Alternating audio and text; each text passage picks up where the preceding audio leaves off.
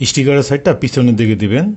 যারা কাঠের সোফায় ফিটিং করা নিয়ে ভয়ে আছেন তাদেরকে আমি ফিটিং করা দেখিয়ে দিচ্ছি। এই যে আমি দুই সাইড মোটামুটি মিলিয়ে এবার হাতলটার উপরে কাভারটা রাখবো। এই আমি ডান হাতলটা দিয়ে দিলাম, এবার এই তো বাম হাতলের দিকে। হ্যাঁ, মোটামুটি একটা শেপে এসে গেছে। এরপরে ঝুলগুলো আমি নামিয়ে দিচ্ছি এবং আপনারা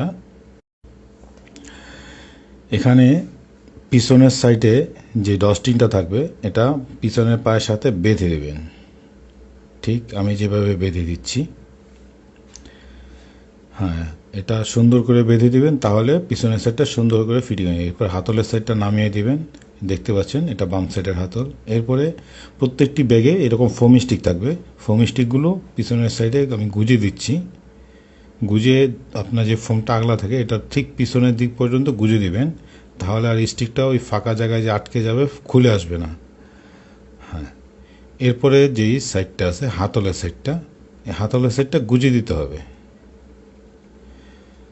তো দেখতে পাচ্ছেন দর্শক কতক্ষণ সময় লাগলো আমার, খুব সুন্দরভাবে ফিটিং হয়ে ফেলেছি। এখনও কি কাঠের সোফা কিভাবে ফিটিং করবেন এই নিয়ে ভয় আছেন? তো এখনই স্ক্রিনে দেওয়া নাম্বারটিতে অর্ডার করুন।